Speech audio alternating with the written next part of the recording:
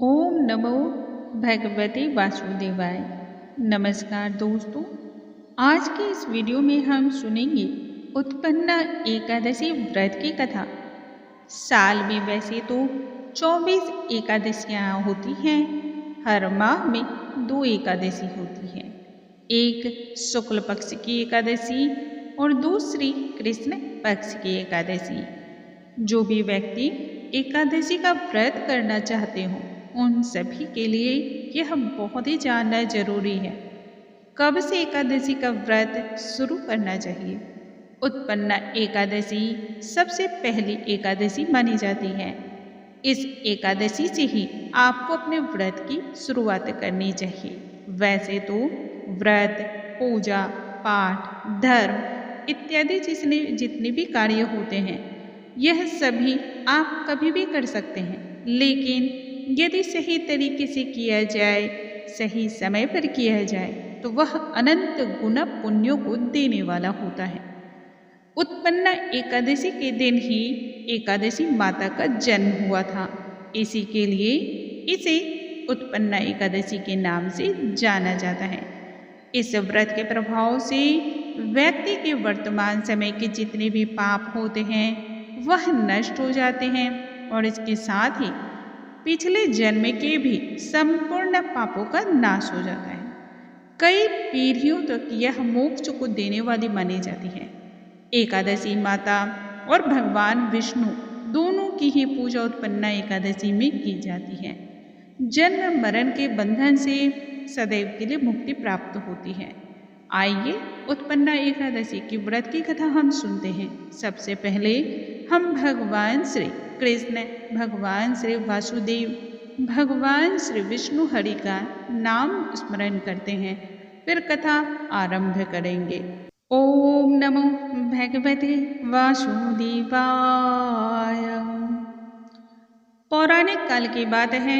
सतयुग के समय नाड़ी जंग नामक एक राक्षस हुआ करता था और उस राक्षस का पुत्र मुर बहुत ही बलवान था और इसके साथ ही दैत्यशाली होने के कारण अपने अनेक प्रकार के उपद्रव मचाया करता था।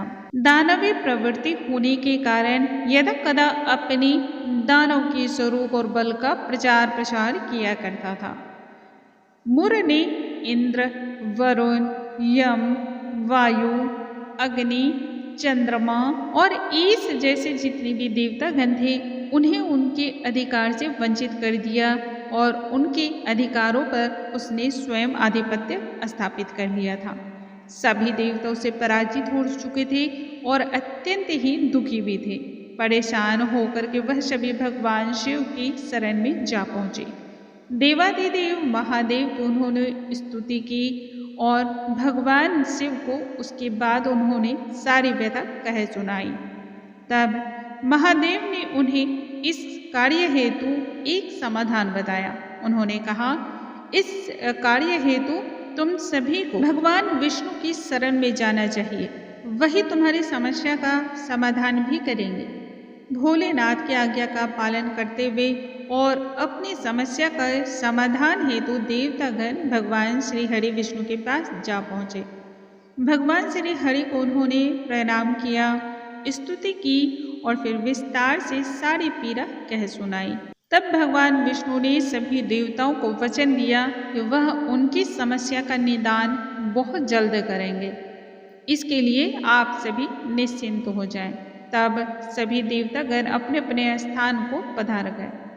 चूंकि भगवान विष्णु ने देवताओं को आश्वासन दिया था, अतः वह रणभूमि में जाकर डट गए। भगवान विष्णु रणभूमि में जैसे ही पहुंचे तब मुर और उनके सैनिकों ने भगवान विष्णु पर प्रहार किया।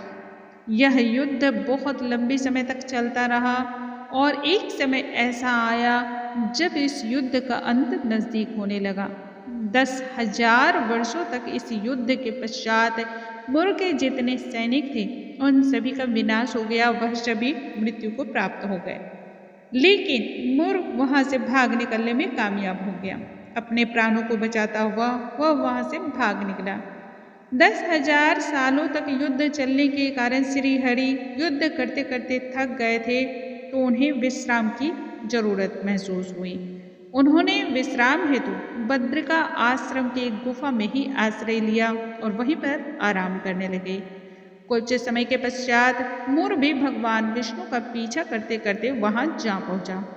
भगवान श्री हरि को निद्रा की अवस्था में देखकर वह उन पर वार करने ही वाला था कि तभी भगवान विष्णु के शरीर से कांति में ओजस हुई और इसके साथ ही अत्यंत दिव्य स्वरूप वाली देवी का जन्म हुआ। उस देवी ने तत्काल ही राक्षस मुर का वध कर दिया। भगवान विष्णु ने तब देवी से कहा, आपका जन्म मार्गशीर्ष मास के कृष्ण पक्ष की एकादशी तिथि को हुआ है, इसलिए आज से आपका नाम एकादशी होगा। इस दिन देवी एकादशी माता का जन्म हुआ, उत्पन्न हुआ, इसलिए इसे उत्पन्ना एकादशी के नाम से जाना जाएगा। जो भी व्यक्ति एकादशी का व्रत करेगा उसे जन्म मरण के बंधन से मुक्ति मिल जाएगी। बोलो स्वामी नारायण की जय, श्री हरि की जय। ओम नमो भगवते वासुदेवाय। दोस्तों, इस प्रकार से व्रत की कथा के श्रवण से अनेक फल की प्राप्ति होती है। भगवान श्री हरि की सदैव कृपा दृष्टि बरसती रहती है। अगली वीडियो में नई जानकारी के साथ हम फिर से मिलेंगे। तब तक के लिए नमस्कार दोस्तों।